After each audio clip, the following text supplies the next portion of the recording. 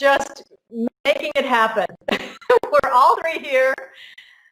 I'm having a bit of technical difficulties here on this end. We have Simon and Julian, and I'm Lori McGilvery, and this is 30-Minute Mastermind. If I happen to drop out, Julian and Simon will keep going with you today. We're having a little bit of internet issue here today. Today we're going to be talking about embracing who you are and taking back control from your devices and finding calm amongst chaos through a simple declutter process. Simon and Julian are going to be doing most of the talking today, which is a good thing. We had already planned that because I may or may not be here through the whole show. Simon, you've been talking a lot. Previously, we talked about introvert, extrovert, and ambivert. And you shared with us some really, really fascinating information that you've been studying for yourself, for your life. And Julian, you also shared some really fascinating information that you've studied as well. I'm going to leave it to the two of you. And these two topics, they may not sound like they have anything to do with each other, but they completely overlap. And that's where we're going to start today. Each of these topics are about, and Julian and Simon will take us through how these two overlap. Simon, are you ready? Yes, but do you want to carry on from last week first, Julian, and then I'll move into talking about digital disconnection. Okay, yeah, so, well, you said 2 weeks ago, actually, that 2 weeks ago you were with us, that you sort of became an ambivert. Well, we have to maybe also clarify a little bit what is ambivert, because I found out for myself that word ambivert and actually calmed me and down, because it's embracing both being introvert and extrovert. And I didn't know that term in the beginning, that it actually existed. So I was quite relieved that it does exist, and that there's a name for it, and that you can actually feel good with the best of both worlds, right?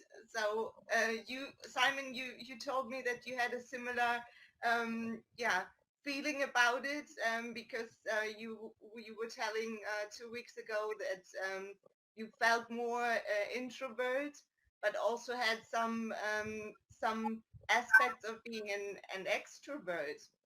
So can you tell us a little bit how you sort of like embraced or became more an ambivert?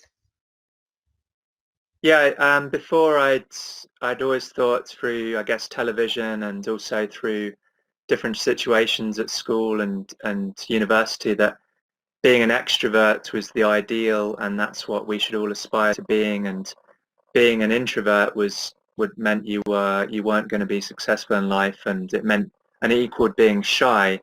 But I've found that that's not really the case, because there's lots of very successful introverts leading companies, and even in positions of power in government and other areas, and people that you don't have to be some leading a company or a government. You can just be successful in your own field. Maybe you work in science, or you're a journalist, or anything really, and you don't have to try and change yourself into being an extrovert. But generally speaking, most people are neither 100% extrovert or 100% introvert. They fall in between that spectrum, and I realized that I was probably somewhere in the middle, because I enjoy my own time, but I also like being around people and talking and communicating with people. I don't like to spend too much time on my own. So I found through a book I was reading that I mentioned 2 weeks ago that I'm probably an ambivert. So I'm a bit of both, introvert and extrovert. And I'm been happy to embrace that that about aspect of myself, rather than trying That to change book myself. it's that book by Susan Cain, right? How to Exactly. become an introvert. Well, it's about it's quiet. It's called Quiet: The Power of Right. Introverts in a World That Can't Stop Talking, because Exactly. we're always presented with this ideal of extroverts, and we should always be talking. We should always be in big groups, but it's absolutely fine to be by yourself sometimes, or be by yourself at least probably once a day and or more often, and be with your own thoughts, especially if you're more of an introvert, because introverts need that time to recharge away Exactly. from other people. And that's actually like what you were saying is spending time with some people might be even afraid of being alone, but alone at the same Mm. time does not mean to be lonely. And actually No. it is really embracing your own company. And actually it is since we are all creative beings, human beings are creative beings, that's the time we spend with ourselves, that we can actually tap into this creative mode, where we can tap into our so-called higher faculties. Because if it's all noisy and also most of the time not with music or anything else, most of the time through digital noise, that we don't really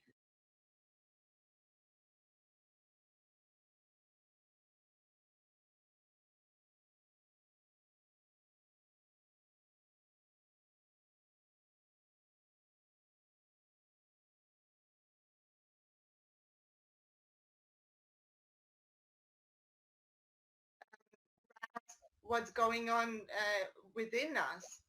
And creation is something that stems from within. It's not something that comes from the external world. Everything starts from within. and Hmm. um, and yes, of course, being ambivert then is embracing both the time you spend with yourself, and then things like we are doing right now, being more sharing more our extrovert side, but then maybe more in a useful sense, and yeah, and sharing and collaborating. That's I think being ambivert is a great thing, is a great option. And I think a lot of people will find themselves in that term, like you said, that most people are ambivert.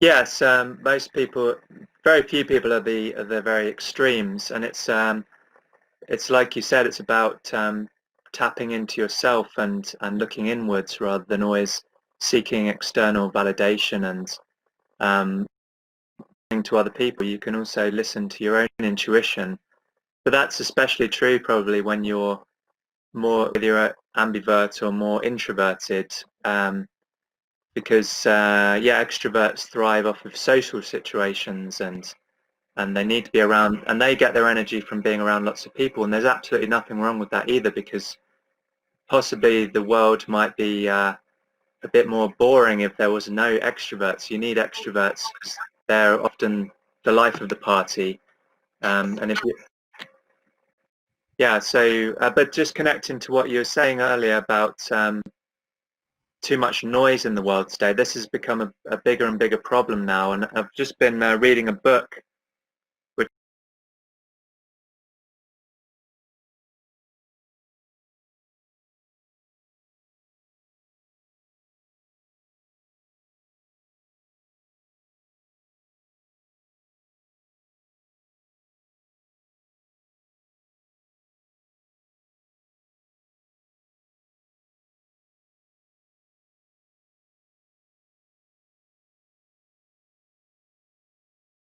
I bought the other day called Digital Minimalism Mhm. by Cal Newport, which I really, really recommend. And it's especially if you're starting to question being on, or you're feeling feelings of negativity from being on the internet all the time and connected to too many devices, and you feel like you're just on scrolling through Facebook or Twitter or Instagram too much and you're wasting time, then if you read this book, then he'll go into reasons why that's definitely not a good thing to be doing that, and it's good to take time away from these devices and social media to rediscover your own passions and be able to listen to your own inner voice. And I'll just Yeah, read you out a short sentence from the book. great. Solitude deprivation, a state in which you spend close to zero time alone with your own thoughts and free from input from other minds. And I think that's becoming a massive problem today, especially again amongst younger people, teenagers or children they've grown up pretty much their whole lives with screens and the internet and social media, and they're never really alone with their own thoughts, and that's very bad for their own creativity and their own sense of well-being and happiness, because you need your own thoughts to be able to form, or you need solitude, to be able to form your own coherent thoughts about life and tap into your own creativity.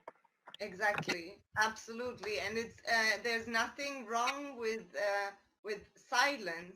Actually, actually, there's something called the Zen Mind, and reaching that state of a Zen mind where you don't really have any um, past thoughts or future thoughts, just the present moment is challenging, and it's going to be more of a challenge maybe also in the future. But there are tools that you can embrace, like reading such books as you were suggesting right now, or you can make your own routine how you reach those moments of Zen, and Mm-hmm. it's not always through meditation or yoga. I think everyone, since everyone is individual and very different, is inspired and um, activated by different things. Some people even get this Zen mind listening to loud, noisy music. So Yeah, it's very individual. absolutely. But it all has to do with reconnecting with your own self, and whether that is singing, dancing, painting, or just being mute, whatever it is for you.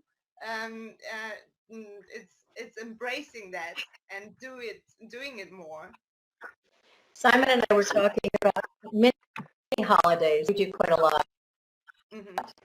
Very short mini break, and every we take one day and we completely just and we go off on island or somewhere, and just those little bits of things that you can do to just recharge and connect with just regrounding yourself again. Go off to somewhere you've never been or haven't been for a long time, and make it an adventure. Like, it's a big journey. Hmm. Yeah. Absolutely, and I think one of the things, well, what the book is, something I've got through in the book at the moment is taking a 30-day digital detox. So disconnecting as much as possible from social media, your smartphone, email, YouTube, Netflix, and then after the 30 days, you come back to these things, and you think about which ones are actually best for your life, rather than just looking at them unconsciously and wasting time. You think maybe I'll check. If you're going to use social media, maybe you only use it on your computer, so you don't have these apps on your phone. And if you're going to go out for a walk, leave your phone at home, or if you're going to meet some friends, leave your phone at home. You don't need to be looking at Facebook while you're face to face with your friend, talking with them over dinner or lunch. Mhm. So it's about thinking more consciously about how we use technology, and rather than letting technology kind of use us, which is what, like, a lot of these social media apps and Netflix and not Netflix, sorry, but YouTube and online games, they make money from our attention. They need us to be looking at them as much as possible to make money from us. So we need to keep in mind that there's very, very intelligent people using our attention to make money, and we're not always aware of that. And when we become aware of that, we can hopefully disconnect more often. Absolutely. Yeah. And also we all have the 24 hours. There's no person in the world who has 48 hours. We all get the 24 hours, and it's the priorities we give to the things we give attention to.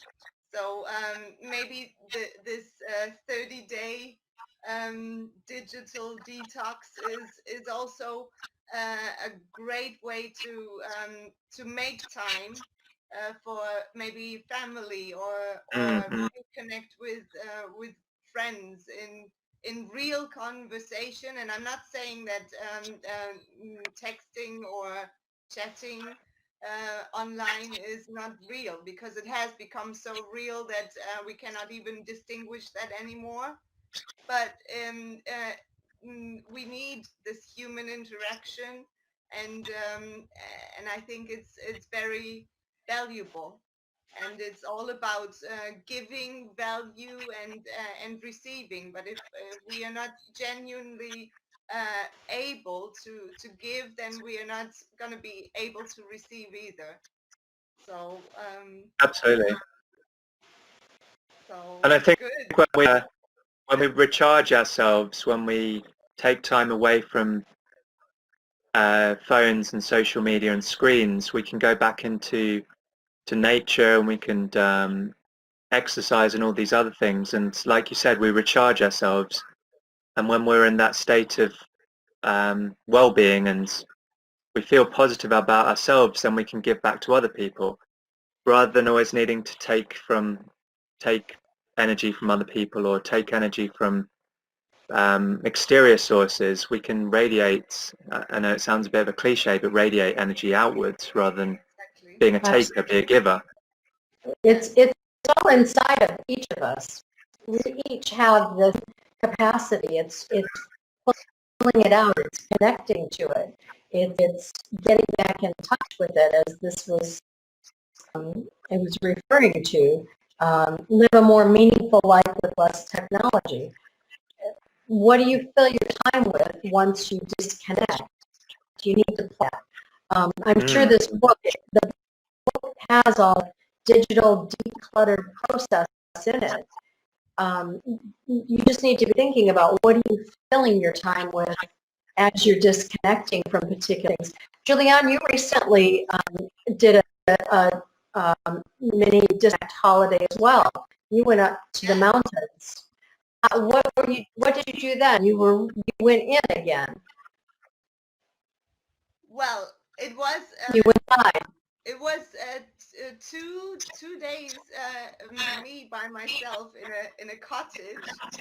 And yes, I mean, I had internet there, but I did not use it the same way I would use at home. So I spent a lot of time out in nature, and it was really recharging, and spending very much time with myself. And I was able to give afterwards. I refilled my cups, my body, mind, and soul cup, doing things accordingly to fill them, and then I was a better server in the end. And I'm going again in the next couple of weeks. I will go up there again. This Awesome. time I will take my mom. So let's see how that goes.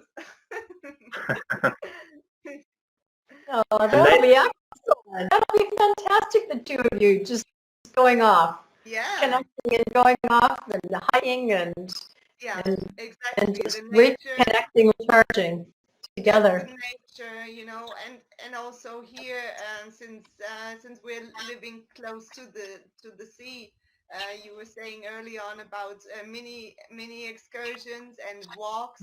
I like to do the grounding, which is like really putting your feet in the sand, bare feet in the sand, and you can really feel, just not take more than half an hour, but it already sucks out all the, it feels like it's sucking out all the negativity. So Yeah. you feel reboosted.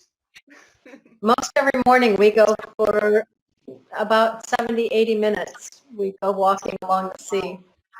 And yeah, and then that we do every morning, early in the morning.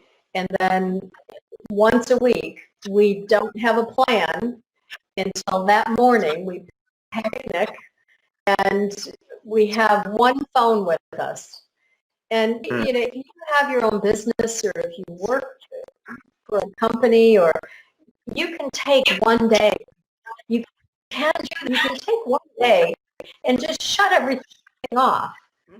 Julianne, is there anything at all that is so urgent that I must get back to you like in seconds or in 10 minutes or in 5 minutes? Is there anything that that if you send a message about something that if I don't respond to you in 30 minutes, then the world is going to fall apart? There just isn't. I mean, this is something up in our own head that, you know, life is so urgent. We must do this within 10 seconds of getting a ping on our phone. This is the habit, the repetition that we create in our own thinking. Yeah. And so most of the time, my ringer is turned off on the phone. If there is something so urgent that someone must get a hold of me, they will ring me, or they will, you know, they'll find a way to get a hold of me. If there, I can't remember the time that there has been some so urgent that the world is falling apart because I haven't got back to someone in 30 minutes, or I can't think of a time. Absolutely. And so a red phone on my desk that, you know, is a bat phone that they must reach me all the time.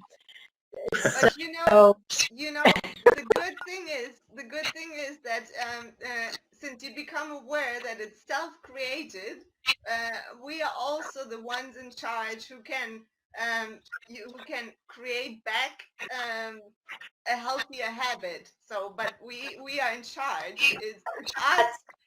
It's us. That's exactly what that book is about. That Simon has. And I don't have that one, but I will have it after today.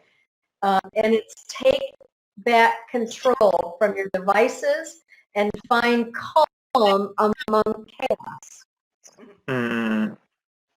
Declutter process. Simple. Choose a focused life in a noisy world. That's what this whole thing is that Simon's been studying with us. And it's about taking control of your life again. You know, we didn't, when we had phones on the wall, used to have a dial phone. I'm that old. You used to be connected to the wall and you could only walk so far, and, you know, Dad took a really long extension so I can go around in the hall and have a conversation. You know, with a stringy cord on it. My little brother would come along and spring the thing and it would slap. We lived that, you know, it was okay. The world was fine. It really was. I survived, you know. It can be And done. it's We just lived in such an instant, immediate,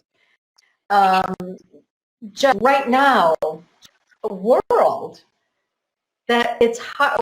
And when it becomes a habit, that's where you've got to say, it's an okay habit anymore. Is this serving me? Is this really serving me and my health and my well-being?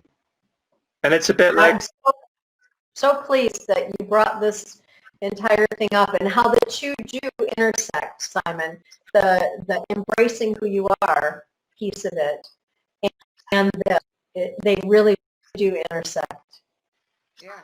and there's a good kind of analogy, I would say, between this and the pollution that's ravaging the planet. For example, let's say all the plastic pollution, because for example these plastic straws, we became used to using these for, I don't know, the last 20 years, let's say, and then we kind of think, well, it's always been like that, but it hasn't. And there was a time before plastic straws, and now they've just banned them in the UK, so you can't, in restaurants and cafes, you can't give out plastic straws, and we're gonna survive without plastic straws, and we can survive without being connected to social media and our phones 24/7. They've been It's changing not here. necessary. Sorry. They've been changing over here for quite a while in Fuerteventura, probably in Tenerife as well, to the paper, and to like a spaghetti, a pasta noodle, just a piece of pasta noodle, which completely dissolves and disintegrates. They've been switching for quite a while here. They haven't banned it. In fact, in the mornings when we do our walk, we have a little plastic bag with us, and we're picking up the plastic things along the shore that have washed in overnight. And the straws are the biggest thing that we find on the bits that have washed up from the tide. I was really pleased to hear that when I saw that they had banned that. Finally. Done. Well done. Finally. And in a state in America, I think it's Maine, they've just banned styrofoam packaging from fast food, I think. So it's happening in America as well. Fantastic. Well done, Maine. Well done, America. Keep going. Keep going. One step at a time, one change and one step at a time. Keep going. I think it's patience, we gotta, things are moving in the right direction. But it doesn't create overnight, and it takes time, and we have to be more patient with others, but first of all also with our own selves, because even the smallest changes that we want to make for our own well-being or improvement is going to be met with friction and with a lot of frustration, because we are not yet there, but it's all part of the transformation, and it is growing, and it's patience. Patience, persistence, perseverance. Just like making this one happen today, right?